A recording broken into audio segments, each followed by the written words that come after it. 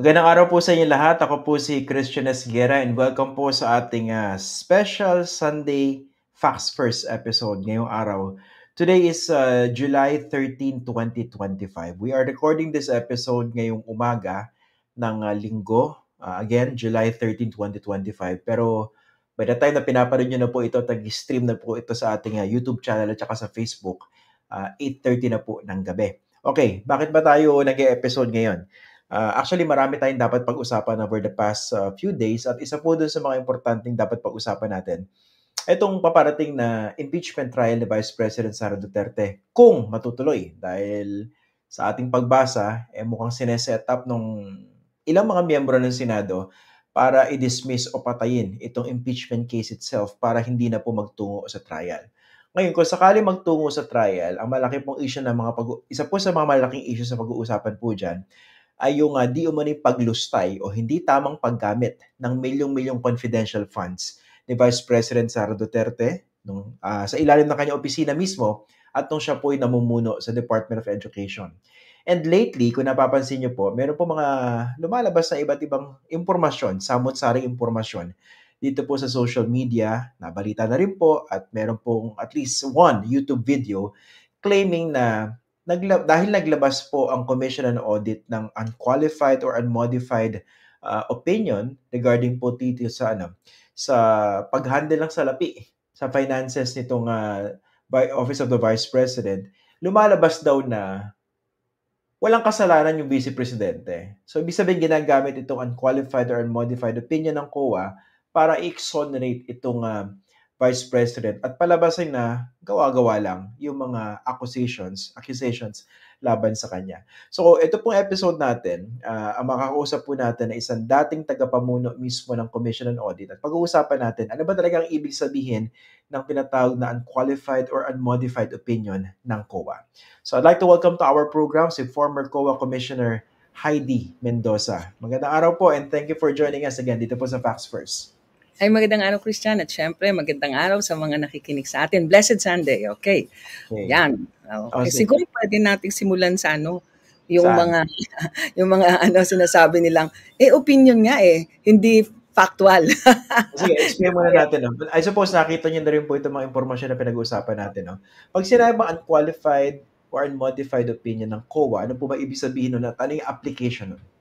Okay, sisimulan muna natin siya doon sa paglilinaw, bakit mahalaga yan? Kasi sabi nga nung iba, sa pangkalahatan ba, dangerous yung paggamit ng terms opinion lang yan, hindi yan factual. Ay iba po pag sinabing audit opinion, kasi po ang auditor considered as trusted advisor. Ayan.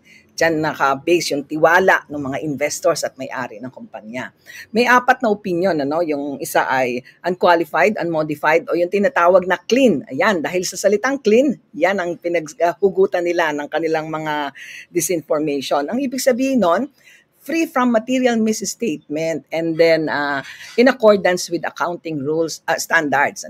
Bakit? Anong ibig sabihin ng free from material misstatement? Di ho ba yung balance sheet, yung trial balance, ito ay parang isang statement, financial statement. Para ho tayo makapag-prepare ng mga financial statement na siyang parang pinakang language of business, kailangan meron kang standards na sinusunod. Halimbawa, okay, yung ownership, ito bang mga asset na isinulat mo ay talagang pag-aari ng opisina? Halimbawa, accounts receivable, talaga bang totoo na meron kang mga inaasahang receivable? Kasi tatama yan sa ating results of operation, di ba?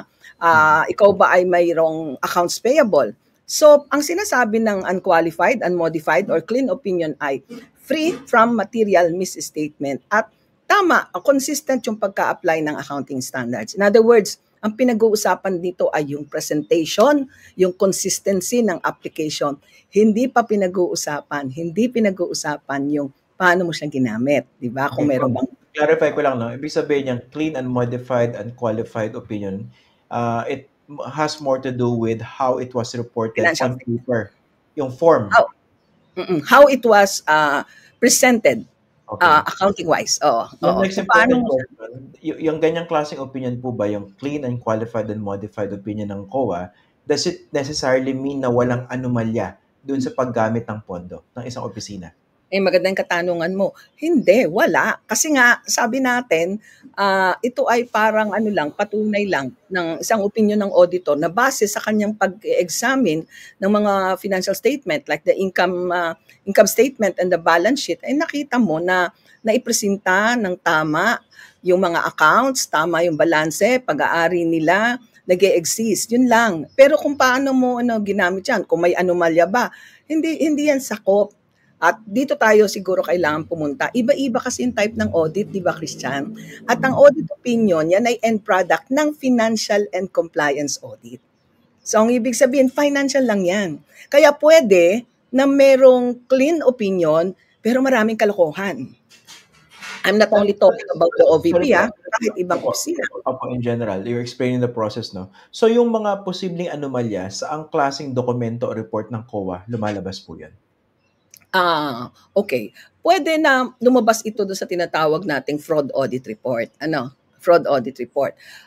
Meron ding makikita, hindi naman masasabing full-blown. Halimbawa, sa performance audit, makita natin na merong mga root causes. Pero hindi pa yun masasabing fraudulent. Pwedeng sabihin pa lang na risk kasi hindi pa nag-conduct yung in-depth examination ng fraud. Kasi pag pinag-usapan yung anomalya, kailangan medyo malalim yung ano. Pero Christian, allow me to point out yung mga nami-miss ng mga ibang nagpapaliwanag. Ang nagpre-prepare ng audit opinion at ng annual audit report ay ang resident auditor. Tama yun, Christian, yung auditor na naandun sa ahensya. Opisina, naka-assign. Ngayon, ang nag-o-audit po ng intelligence funds at confidential funds ay yung tinatawag na ICFAO or Intelligence and Confidential Fund Audit Unit na nasa Office of the Chair, naka-attach. Ito ngayon ang ating patunay. Paano mo masasabi na pag sinabing clean, kasama na yung nawalang irregularity yung confidential funds? Yung pong confidential funds, ang supporting documents niya, hindi nakikita ng resident auditor. So, hindi pwedeng sakupin ng resident auditor yun sa kanyang pag-issue ng opinion dahil hindi niya nakita Hindi niya nakita yung supporting documents kasi nakatago nga yan sa ICFAO, di ba? So kahit na anong pagpapanggap ng iba na this is factual, this is not political, na pa nag-issue ng clean opinion, ibig sabihin ay legal ang paggamit ng pera at walang na-violate ng laws, rules, and regulation, hindi po tama yan. Okay, so linawin po natin, no? Dalawang klase ng auditor ang meron pagdating dun sa opisina na merong pinangahawakang confidential fund. So yung sinasabi natin unqualified tsaka unmodified opinion, yun yung sa resident auditor pero hindi niya nakikita yung paano ginasta o yung mga dokumento na ginamit to liquidate yung confidential fund. Ang nakakita po nun yung ICFAO at under po yun sa Office of the Chair ng COA mismo. Tama po? Naka-sealed envelope yan di ba? Okay. Di ba nasa vault po yan, yung mga ganun dokumento? Opo. So ito yung isang limitation.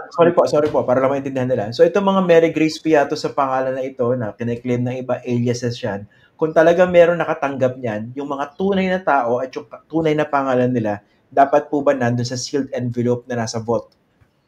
Hindi naman necessarily nandun sa sealed envelope. At lilinawin ko lang ng konti. Kasi may initial submission Di ba yung initial submission, nandun yung certification. Yun yung sealed envelope. Pero, ang nakalagay sa halimbawa, pag-evaluate ng auditor, teka, mukhang masyadong marami ito, nagastos in 11 days. Magre-require siya ng, i-demand niya yung submission ng documents. Yun ang dapat na andun sa vault. Yon, yung mga pangalan na tunay nandun sa vault. Paano po kung hindi din naman yun ng ICFAO? Kung hindi din naman ng ICFAO, wala. Ibig sabihin, nandun lang. Pero ang ibig sabihin, at any point, pwedeng i-demand. Kung hindi nila i-demand, siguro on the basis of the documents na nandun sa envelope, they have sufficient basis or proof to come up with a notice of disallowance, no? Yun yung tingin ko. Kasi ang sinasabi lang ay pwedeng i-demand. Kung hindi nila i-demand, I would assume na on the basis of the documents included in the sealed envelope, they have sufficient proof or basis to come up with an audit conclusion. May ano po ba yan, Commissioner, prescription na kunwari within this specific period lang pwedeng i-demand ng ICFAO yung mga tunay na pangalan ng mga nilabas sa certification? Tama yung tanong mo, ay ang alam ko wala. At ang maganda rito, mabuti nga yung mas matagal na, alam mo kung bakit? Kung talagang meron niyang national security issue, parang desensitized na, di ba? Kasi years after na, yun ang point ko. On the other hand, medyo gusto ko lang linawin, hindi nga pwedeng i-justify o tawagin yung issue ng national security. Alam mo kung bakit? Confidential funds ang hawak nila, hindi intelligence funds. Magkaiba Oo. yun eh. Oo. Oo, ang confidential funds for civilian agency, di ba? So, ibig sabihin, in terms of the value ng pagiging national security, hindi ganon kataas katulad ng Intel.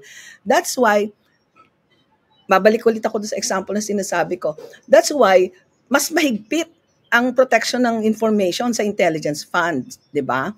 And kapag binigyan natin ng example, sa Department of Justice, civilian agency yan, di ba, Christian? Pero meron silang confidential funds, kasi civilian agency sila. Ngayon, meron silang witness protection program. Yung witness protection program nila, napakalaki ng, ng security, di ba? There is a corresponding Republic Act that prohibits the disclosure of the information. Ang sinasabi doon, kung ito'y hihilingin, kailangan merong order ng court. So ito yung ating gustong ipamulat sa kanila. Kung talagang highly security, highly security matter yan, dapat merong batas na magsasabing hindi yan pwedeng i-share. At ito ngang perfect example, i-compare natin sila dito sa Department of Justice, kung saan ang programa ay malinaw na may security issue, di ba? So, hindi pa natin pag-uusapan yung, hindi pwedeng i-disclose. Remember, dyan ako na-threat, di ba? Tineten ako na itumba daw ako dahil pinapa-disclose ko daw. Excuse me, hindi naman intelligence funds yan, confidential funds yan. Okay, so kung meron dapat kausapin dito patungkol dun sa kung paano o kung tama man ang paggamit nitong si Vice President ng kanyang confidential funds, dapat manggaling yung impormasyon na yun sa Intelligence and Confidential Fund Audit Office, ICFAO. Sila yung in charge doon, oo. At pwede natin sabihin, kung gusto naman nating maghanap ng comparison, di ba? Let's take a look at the DOJ, which is a civilian agency also, di ba? Kaya paano nila ginamit ang confi funds nila at paano protektahan ng DOJ, ng PP, ng Witness Protection Program, ang information ng mga witnesses. They have a law that protects it. Ito wala eh. Oo nga po. Ito parang maliwanagan din yung mga kababayan natin kasi nagkalat yung disinformation, nagagamit for propaganda purposes ahead of the impeachment trial kung matutuloy man yun, no? Si Commissioner Heidi po, isa po siya sa mga sumulat o nag-prepare nung tawag dito, Memorandum Circular 2015, tama po ba? 2015? It's a joint circular, madaming Joint agency. Circular 2015, tama? 2015-1, oo. Hindi talaga sumulat. Parang nakialam lang, nakibasa-basa. Humble lang, tumulong siya. Nag-audit ako ng intelligence funds. Okay, ito kasi yung dokumento na nagsasaad ng mga patakaran ng proseso kung paano ililiquidate o magiging accountable yung mga opisinang mabigyan ng confidential at saka intelligence funds. Okay, kasi napakaseryoso po nitong aligasyon na ito laban kay Vice President dahil if I'm not mistaken, ang pinag-uusapan dito ay hindi bababa sa 600 million na confidential funds na ginesta ng kanyang dalawang opisina. So, hindi po biro yung ganong presyo, no? Yung ganong halaga. So, batay po ba sa patakaran, paano po ba niya dapat ito ginasta at paano niya dapat pinatunayan na naging tama yung paggasta? Okay. So, i-highlight din natin na babalik tayo dun sa usapang audit opinion eh. Dalawa yung limitation eh, di ba? Una, ang nag-i-issue ng audit opinion is the resident auditor. Hindi niya nakikita kung paano ginastos. It's the ICFAO. Second, magkaiba yung audit procedures. Di ba? Ang audit procedures ng financial is just like the ordinary procedures. Ang audit ng confidential fund ay magkaiba, kaya hindi natin pwedeng pagsamahin yung conclusion, di ba? Pag clean, ay clean, walang binayolate at walang anomalya. Hindi pwede kasi may dalawang main na pagkakaiba. Yun ang gusto nating i-highlight dito.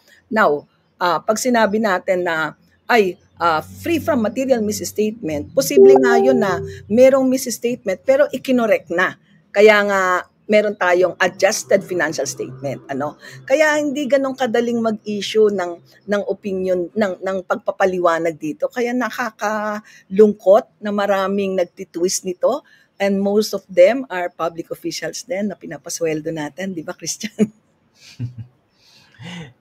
Kasi matindi yung political angle nito no? So, at hindi simpleng politiko o public official yung pinag-uusapan dito. Magtapatan na po tayo, maraming takot kay Sara Duterte. Dahil siya yung iniisip nila, susunod na Pangulo. At napakalakas pa rin po ng mga Duterte ngayon Pero Christian, in fairness, merong statement na ginawa ang COA sa website nila. Dinefine nila na ang audit opinion ay hindi audit rating. Nagsabi sila noon. At sinabi rin nila doon na kapag merong audit opinion na clean, it doesn't mean na walang violation ng ano. Kaya nagtataka ko doon sa spokesperson hindi ba ito nagbasa ng website? O ano ba? Kasi parang sa akin, kung ikaw ang spokesperson, di ba, of course, you are the mouthpiece of whoever is your principal. Pero di ba parang bilang public official, nagbabasa-basa ka naman ng ano ba ang sinasabi nitong COA dahil ito yung ating institusyon na merong tinatawag nating kaalaman at experience at syempre authority. Hindi nagkulang ang COA nandun sa website. Sinasabi niyang hindi ibig sabihin ng clean ay wala kang irregularities at hindi rin ibig sabihin nun ay wala kang hindi tamang paggamit ng pera or hindi pagsunod sa mga batas. Napakalinaw ng sinabi ng COA. Nagtataka ako, bakit meron pa rin mga ilang na naglalabas ng kabaliktaran at hindi lang yon, merong ibang nakikisali at ang sasabihin pa ay factual and not political. Sana nga hindi na lang ako tumakbo para yung sinasabi ko ngayon hindi mataterm as political. Okay. Ito po, sige, paki-explain po para maliwanag sa mga tao. Ano ba specifically yung binabanggit ninyo na very alarming na pagtitwist nitong tunay na definition at application nitong unqualified and modified or clean opinion ng COA? Well, it's a play of word Ang sasabihin, kaya nga clean That means to say na malinis, yan ang ginamit na term, malinis at walang paglabag sa mga batas. Parang medyo masakit sa bangs ang masasabi ko dyan. Dahil yun nga, pinaliwanag na natin. Para maging very factual at para maging malinaw sa lahat, pati na sa mga nagde-defend at nagsasabi na the COA has spoken. It has issued a clean opinion for the past 3 years. Linawin po natin, there is a website that says what is unqualified, unmodified, a clean opinion. At sinabi na rin nila doon na hindi ibig sabihin ay walang kalokohan or walang hindi tamang paggamit or walang pagsuway sa batas. And then inilalahad natin ngayon. Bakit hindi pwedeng pag-asawahin yung conclusion na yon? Una, magkaiba ang audit procedures na sumasakop sa kanila.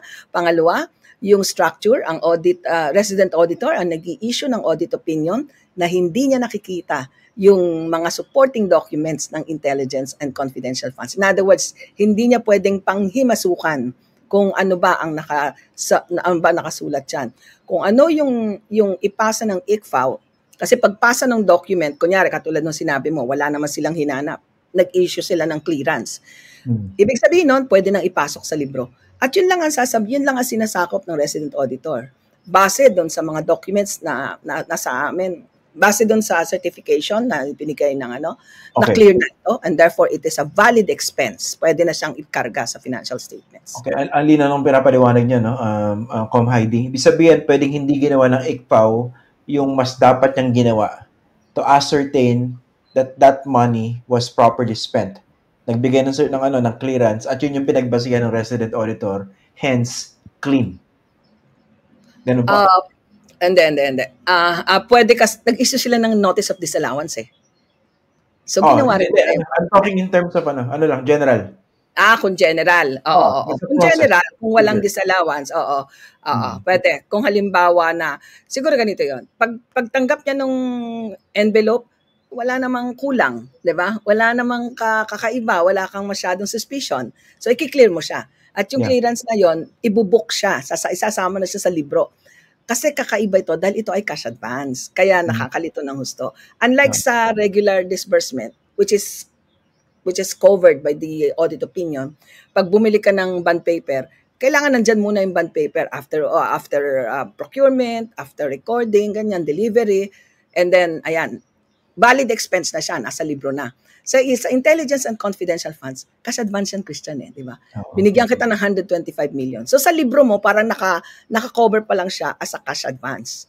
hindi pa siya pwedeng ilibro as a valid expense. Ngayon, kapag halimbawa nakapag-submit ka na ng mga dokumento, base sa ICFAO, sabi nila, mukhang wala namang ano dito. Okay, kinlear nila yon. So ngayon, papasok yan sa accounting, sasabihin, okay, may clearance na. Liquidated na yung cash advance. So pagdating sa financial statement, natitingnan ng resident auditor, ang kaya niya lang sabihin dyan ay, oo, yung nagastos ay 125 million. Hindi niya kayang sabihin, paano ginamit ang 125 kasi hindi niya nakita. Ayan, medyo malinaw na sana. Pero kung may notice of disallowance, ibig sabihin, may nakita yung ICFAO. Oo, may nakita yung ICFAO. Pero idudugtong natin, hindi pwedeng pag-asawahin yung conclusion na kapag ito'y clean, ay walang sinabi yung ND na yan. Ibig sabihin ay malinis ang aming paggamit. Hindi pwede. Kasi nga magkaiba ang type of audit, magkaiba rin yung tinatawag natin na yung nag-issue ng audit opinion, hindi mo naman nakita yung ano nun eh. So hindi mo alam paano ginamit yon. Ito'y mahalaga para masabi natin, ito yung factual na pagtirada dyan. Hindi yung sasabihin mo, ay ito ang hinasakop ng clean, kaya clean yan. Walang paglabag at hindi nagsasabing mayroong kalokohan or may irregularidad. Okay. Ang isa sigurong frustrating thing dito sa nangyayari, no? Paglalabanan yung disinformation, sa pamamagitan ng pagsasabi ng totoo, you have to explain the nitty-gritty. And it's very, very complicated. It's technical. Whereas pag ginamit mo yung propaganda na sabihin mo, clean nga eh. Ano pa bang gusto nyong mangyari? Mas madali siyang tumanim sa mga tao. Mas madaling paniwalaan, I suppose, di ba? Yung sa inyo, you've been explaining this for the past 20 minutes. Baka iba iniisip, teka, masyadong technical eh, di ba? So, isa yun siguro yung mga handicap ng pagsasabi ng totoo. Pwede sigurong pasimplihin. Okay. Yung financial statement, yun ang basehan ng may-ari o nating stakeholders kung malaman na maganda ba ang ating pamimera, ang result ng ating kaperahan. Maayos ba ang ating kabanambayan? So, kailangan nakita natin magkano yung ating asset, magkano ating liability. Ma'am, ngayon, hindi pwedeng pwede bang example yun sa pamilya? Okay, sa pamilya. Kunyari, pamilya Isguera. O, yan. Meron kang sweldo, binigay mo kay madam. Okay, sabi niya yung madam, di ba binigay mo yung pera mo? Gusto mong tanungin kay ma'am, ma'am, ano bang resulta ng perang binigay ko sa'yo? O pinamahala ko sa'yo? O, sabihin ni ma'am, ay, etong binigay mo. 100, ganito, ibinili natin ng bahay. Okay. Pero may pinautang ako eh. At saka, meron din tayong utang sa bangko. O yan. Ngayon, bilang ikaw yung nagano ng pera, sasabihin mo, sige nga, kailangan maniwala ako sa'yo. Kukuha ka ng independent na titingin doon sa ginawang listahan ng iyong asawa. O yan, kunyari ako ang pinakuha mo, di sasabihin ko. Tama naman, Christian, tama yung sinasabi ng asawa mo. Meron kayong pera sa bangko, kaya lang, Christian, parang gawa-gawa lang niya yung utang. Wala naman siyang pinautang. O yan, yun yung mga tipong dapat mong malaman. O kaya sasabihin mo, mukhang inflated yung accounts payable nyo. Alam mo ba kung saan nagamit itong inutang daw ng Isguera family pero hindi mo alam? Tapos sasabihin mo, parang hindi ko alam yan. Hindi namin napag-usapan. Ayan, kaya mahalaga. Oo, yung listahan ng mga gastos. So sa financial audit, yan ang ginagawa. Attestation function ang tawag dyan sa ibang bansa. Kumbaga parang kumukuha ka ng ibang tao na nasa labas ng inyong pamilya para magpatunay na yung pinagkatiwalaan mo ng pera makakapagsabi na paano yung presentation ng financial statement, di ba? Ngayon, ang tanong dito ay paano naman halimbawa yung binigay mong pera at nabigay mong pera ay tama ang pagkagamit. Halimbawa, yung iyong wife pala ay sa halip na ipang tuition sa iyong anak ay siya pala ay nag-shopping o ganyan, di ba? Hindi mo pa makikita yan dyan kasi kailangan mo ngayon, may auditor ka na titingin, teka, tingnan natin, pupunta ka sa eskwelahan, aalamin mo, naka-enroll po ba? Wala po ba nakalagay dyan na accounts payable in the name of Pas nakita mo, hindi, unpaid ang tuition ng anak ni Christian. O saan ginamit? That is the fraud audit side. Yung presentation na magkano ang naipundar nyo, may pag-uutang ba kayo, pag-aari nyo ba itong bahay na ito, at nag-i-exist ba ito sa pangalan ninyo, yun yung financial. Kaya pag sinabing clean, ang sinasakop lang niya ay yung mga pinag-usapan natin. Kung nag-i-exist ba yung bahay, kung meron bang cash in bank, kung hindi ba overstated yung at yan ba ay ginawa in accordance with standards? Kasi nga, gaya nga ng sinasabi ng marami, ay opinion lang yan, hindi yan factual. Wrong, kasi may standards na dapat consistently applied over the years. Bakit? May comparison yan eh. May comparative accounting yan eh. Yung bang financial statement mo ngayon, when compared to the previous years, maayos ba? Kaya lagi sinasabi, 3 consecutive years kasi nga may comparative ano yan. So yun. Ngayon, pag sinabing clean, ang ibig sabihin lang ay maayos ang pagka-present. Walang misstatement. Opo. Lilinawin ko, misstatement, hindi irregularity. Walang misstatement. Wala kang na-miss dun sa pag-cover mo ng accounting principles and ano.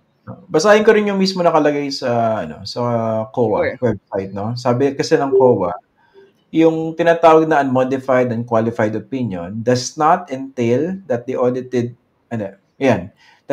agency fully complies with all the laws, rules, and regulations, or that the uses of funds on the agency's programs, projects, and activities are economical, effective, or efficient. Ibig sabihin, hindi siya saklaw. Oo. Sabi niya, it does not necessarily mean that there were no misstatements found during the audit, nor there were no uncorrected misstatements at kasi pwedeng later. Ito yung isa kong gustong itanong po. I think this is very important. No? As far as you know po ba, nagkaroon ba ng fraud audit doon sa paggasta ng confidential funds ng Vice President? Kasi medyo kagimbal-gimbal yung mga revelations, di ba, doon sa congressional hearing. Especially, for instance, yung 125 million spent in 11 days. Tapos, di ba, winidraw siya cash, tama po ba? In tranches. Oo. Yun nga sana yung hinahanap natin, di ba? Ang husay mo magtanong. Kasi, ito yung nakikita kong danger niyan eh. Pagdating ng impeachment, tatawagan yung nag-audit, yung nag-audit ng confidential funds. Kasi siya yung parang resource person dyan dahil mahalaga yung information na kailangan sa tingin ko, hindi siya parang kailangan magkaroon pa ng fraud audit. Kaya nga ang location ng ICFAO under the office of the chair, di ba? Kasi ito lang chair ang may authority na tumingin yan. But at the same time, yung chair kasi immediately can issue an order na mag-create ng fraud audit para tingnan yung utilization ng confidential funds. Dahil ang fraud audit lang yung maglalabas at magiging matibay na basehan kung meron ba talagang fraud na nangyari. Kasi as of now, ang sinabi lang nila, dinisallow nila, of course, it is an order to return the money, ano? Pero ang gusto nating tingnan dito ay yung systemic ba ito?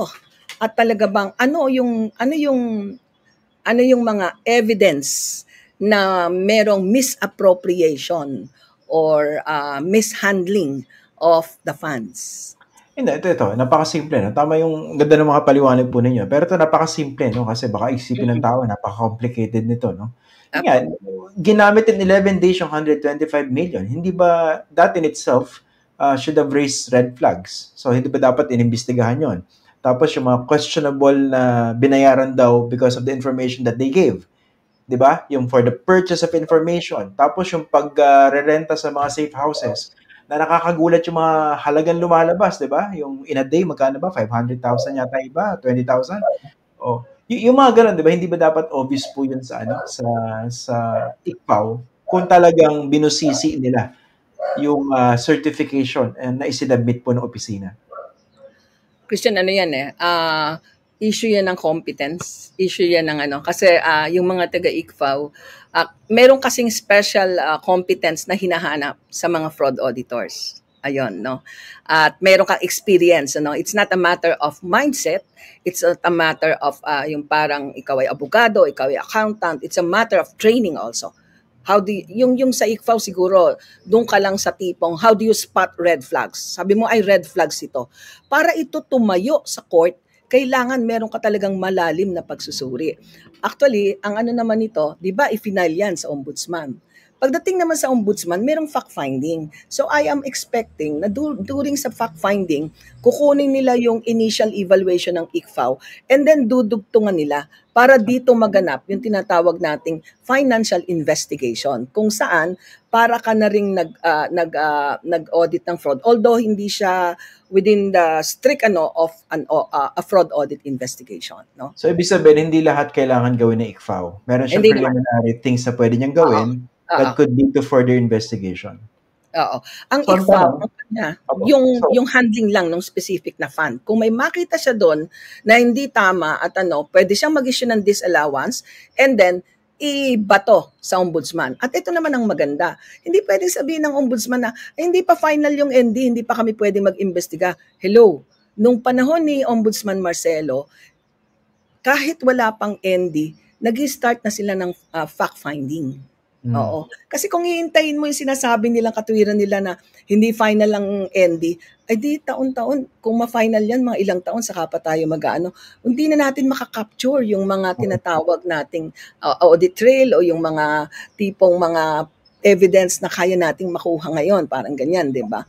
Ang hindi ko nga lang, ang nakakomplicate lang kasi, yung committee na sa House ang gumawa ng parang investigasyon. Di ba? Sinabi na nila yung yan, mga audit procedures yan. Kaya tuloy nasisisi, hoy, COA, ba't di mo ginawa yan? Kailangan natin ipaliwanag. Magkaiba kasi yung function ng ICFAO. Dapat ibinato yan. Ibinato at nag-create ka agad ng fraud audit team. Binato saan po? Ibinato pataas sa chair, office of the chair. Magkakaroon niya ng tinatawag nating confidential memorandum. Sabihin mo, ginawa namin yan. So magko-confidential memorandum ka, the Honorable Chair, the audit of the regular audit of confidential and intelligence has found out overwhelming indications or red flags, and therefore we suggest that an in-depth fraud audit be conducted. Ayan, on the basis of which mag-i-issue ng isang fraud audit, magkikreate ng fraud audit team to look into para naman parang makumpleto yan. Ngayon, di ba? Nagkaroon ng hearing sa House, sila yung kumuha ng mga ebidensya.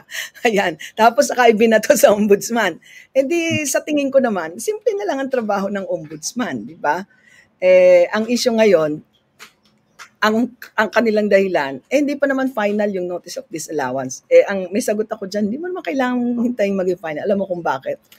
Sabi nila, mababaliktad pa yan, posible mabaliktad, hindi pa nga final. Ang tanong ko, paano mo mababaliktad yan? Mape-present mo ba si na Mary Grace? Sige nga, diba? Merong mga overwhelming papeles na katulad ng sinabi mo. Kitang-kita na, kaso Christian, yun ang frustration ko rin There are matters na napakalinaw para sa civilian na katulad natin. Pero pagdating sa court, napakahirap patunayan. Yan ang frustration ng mga auditors. Well, sige, let's say po yung mangyayari at kung matuloy man yung impeachment trial, kumbaga expectation, lalabas yung mga detalye na yan dahil ultimately pera po ng taong bayan yung pinag-uusapan dito. At kung nilustay man yan, as alleged, dapat may managot. In the meantime, maraming salamat po, Commissioner Heidi, for joining us and for explaining this in great detail. Sana naliwanagan po yung mga viewers natin. Maraming salamat po. Ay, salamat Christian. Salamat sa ganitong okasyong magpaliwanag at salamat sa lahat ng nanonood. Magandang umaga. Blessed Sunday sa lahat. Blessed Sunday po sa inyo. Yan po si Commissioner Heidi Mendoza. Nakausap po natin, okay? So sana mas luminaw po sa inyo itong issue ng unqualified or modified opinion ng COA. Okay? Maraming salamat po for joining us today. Even if it's a Sunday, maraming salamat po sa inyo. Ako po si Christian Esguera.